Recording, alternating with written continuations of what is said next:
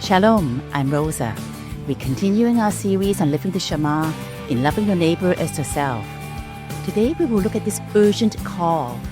Be a neighbor today, not tomorrow.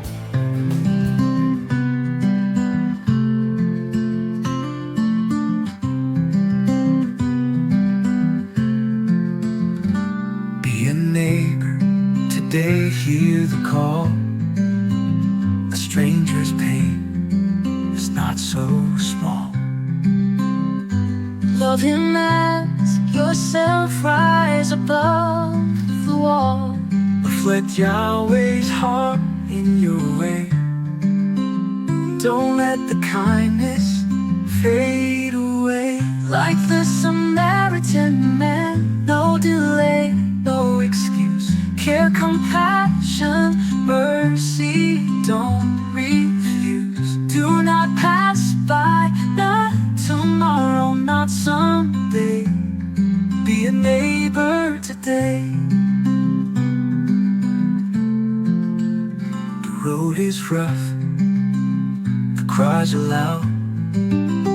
Don't look away, stand tall, unbowed. Lift the broken, wipe the tears on the cloud. Like the Samaritan man, no delay, no excuse. Care, compassion, mercy, don't refuse. Do not pass by, not tomorrow, not someday. Be a neighbor today.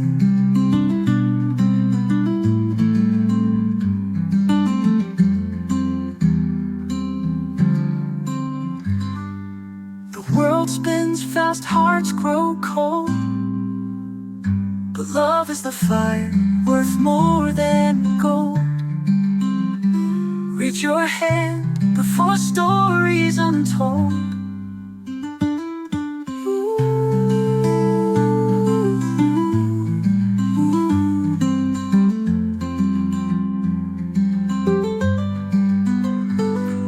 Reflect Yahweh's heart in your way. Don't let the kindness fade away. Like the Samaritan man, no delay, no excuse. Care, compassion, mercy, don't refuse. Do not pass by, not tomorrow, not someday. Be a neighbor today. Ooh, be a neighbor today.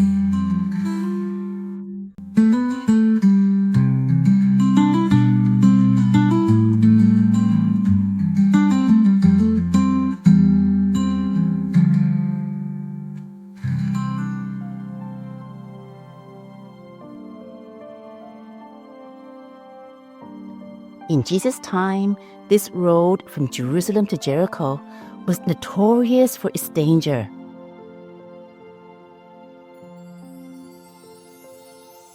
The path was steep, descending over 3,000 feet in just 27 kilometers. It carves through rugged terrain with steep cliffs, jagged rocks, and narrow passes.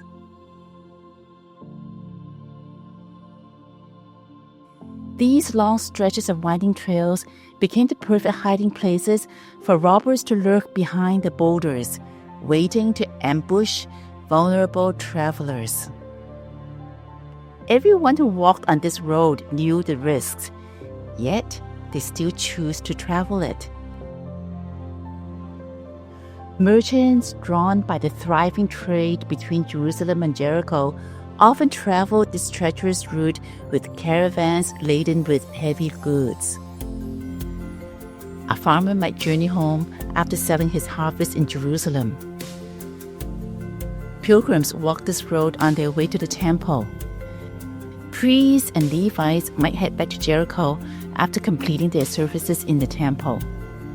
While everyone was aware of the risks, this remained the most essential and direct route between Jerusalem and Jericho. Jesus tells a story. One day, a man walked the road from Jerusalem to Jericho alone. He might have been a merchant heading to Jericho on business. He knew the risk. He stayed on the main path, hoping to reach Jericho soon. Just as he rounded a bend, robbers came and attacked him. They pounced on him, beat him, stripped him of his cloak, and left him half dead by the roadside. His head throbbed, his ribs ached, his garment was soaked in blood. The bandits were gone, along with his cloak, his coins, and all his belongings. He had nothing left. He tried to move, but his leg was twisted. Pain surged through his body. He cried out, his voice hoarse and broken. But no one answered. There he lay, motionless. Dust clung to his wounds, and his breath grew shallow. This is the man Jesus spoke of, a Jew, perhaps a merchant, a husband, a father, with plans and promises to keep. And now he lay broken and alone, waiting for someone to care enough to stop to help him. Then come along a Jewish priest. He walks along the same treacherous road. Jesus says in Luke chapter 10, verse 31, a priest happened to be going down the road. Like the injured man, he too was going down the road. The phrase going down refers to the descent from Jerusalem to Jericho. Jerusalem sits high, about 2,500 feet above sea level, while Jericho is much lower, near the Dead Sea, roughly around 800 feet below sea level. So traveling down means descending steeply through the rugged terrain from Jerusalem to Jericho. The priest had just completed his duties in the Jerusalem temple, teaching the law, praying, and offering sacrifices. Now he was heading home to Jericho. As he walked, he saw the man, beaten, stripped, barely alive, lying by the roadside. He saw, but didn't stop. Instead, he passed by him to the other side of the road. Why didn't he stop? We would expect a priest, a religious leader, a respected man who taught the law of loving your neighbor as yourself, to lean in, to check if the man was breathing, to offer help. Perhaps his mind was fixed on another law he knew so well. According to Numbers 19:11, whoever touches the dead body of any person shall be unclean 7 days. Maybe he froze at the thought, what if the man is dead? If I touch him, I'll be ceremonially unclean, unable to return to temple service next week, unable to fulfill my duties. I can't risk that. But then there's also the important law of loving your neighbor as yourself. The priest knew the law in his head, but missed the heart of it. The command to love your neighbor was just as binding as the purity laws. Apparently, helping the injured man did not fit his agenda. His goal was to reach Jericho. The injured man was a detour, a risk, a disruption. So he didn't stop. He didn't even pause. He kept walking, eyes fixed on the road ahead, ignoring the neighbor in need. We would expect the priest, a man of righteousness who taught the law of loving your neighbor as yourself, to show compassion.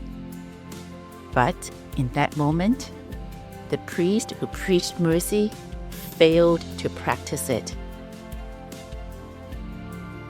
Next, another man walks the same road. He is a Levite.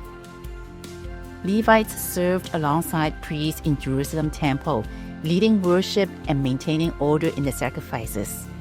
He knew the law, he sang the psalms, he led people to sing songs to worship God. We don't know whether he was heading to Jerusalem or to Jericho. The direction is not mentioned. Jesus tells us he came to the place and saw him in Luke chapter 10, verse 32. The Levite came to the exact spot where the wounded man lay. He faced a moment of decision. He saw the injured man, beaten, stripped, broken, and barely breathing. He could have helped, but he chose not to. He passed by on the other side and kept walking. Why? Maybe he was in a hurry. Perhaps he was too busy. Or like the priest, he may have feared ritual defilement, as touching a dead body would make him unclean. Or perhaps he simply thought, it's not convenient. Someone else will help him. I don't have time. Well, whatever his reason, his knowledge of God's law did not move him to act. Both the Jewish priest and the Levite saw their fellow Jew, a brother in need, beaten and bleeding. They saw him, but they did not take responsibility. They had the knowledge of the law and the opportunity, but they lacked the willingness to love the neighbor. And in that moment, their silence spoke louder than their service in the temple. Well, it is easy for us to judge them, but isn't this a mirror of us? We have the same thinking. It's not convenient right now. Maybe tomorrow. We often delay help. We postpone compassion. We let urgency drown out mercy. Let's turn now to a word of wisdom from the book of Proverbs, a book rich with practical insights on how to be a neighbor. The word neighbor occurs most frequently in this book, 30 times. Proverbs 3:28 says plainly, "Do not say to your neighbor, 'Go and come again. Tomorrow I will give it,' when you have it with you." This isn't fake advice. It's a direct warning against one of the easiest traps we fall into, delaying help when we could give it right now. The neighbor in Jesus' parable isn't asking for something trivial.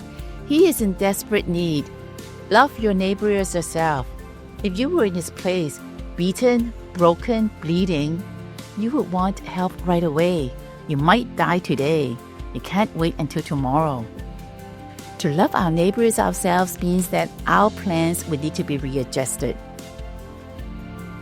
The priest had time as he had already finished his service in the temple, but he didn't want to stop. Perhaps he was too tired. No compassion. The Levite, too, had no excuse. He saw no urgency. Maybe another time, he thought. Not today. Then comes the twist in this story. A third person walks on the same road, but this time he is a Samaritan. This would be the moment that would have shocked the lawyer and stunned the Jewish audience. In Jesus' time, the Samaritans and Jews were bitter enemies and they despised each other. The hatred was mutual. Jews considered Samaritans impure, heretical, and socially inferior. They avoided talking to each other. They had no dealings with one another. So when the Samaritan sees the Jewish man, this person who is considered an enemy, what does he do? He stops immediately. What made the Samaritan man stop? Jesus says in Luke chapter 10, verse 33, when he saw him, he had compassion. Something stirred deeply in his heart. Care, compassion, mercy. He got down from his donkey and knelt down to help the injured man. He loved his neighbor, actually an enemy, as himself. Next week, we will explore into the details of how he showed that love. But for now, imagine hearing this story as a Jew in the first century. Came a Samaritan, an outsider, an unexpected enemy despised by the very people who claimed moral superiority.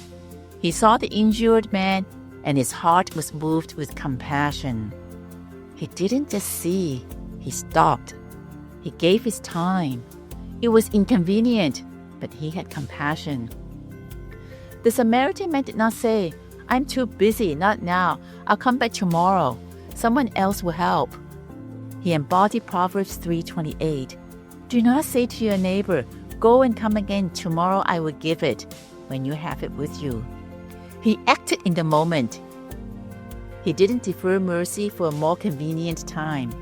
He did not wait until later, or tomorrow, or for someone else to step in. He acted immediately and became a neighbor to the broken man. He loved him as himself. Not just be a neighbor, but be a neighbor today. Not tomorrow.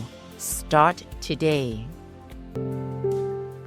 Be a neighbor today, hear the call. Love him as yourself, give it your all. Reflect Yahweh's heart in every way. Not tomorrow, start today. Like the Samaritan man. Care, compassion, mercy, no delay. Do not pass by, don't turn away. Be a neighbor today. The road is long, the shadows creep, but kindness sows what hearts will reap. Extend your hand, don't look aside. Let love be your only guide.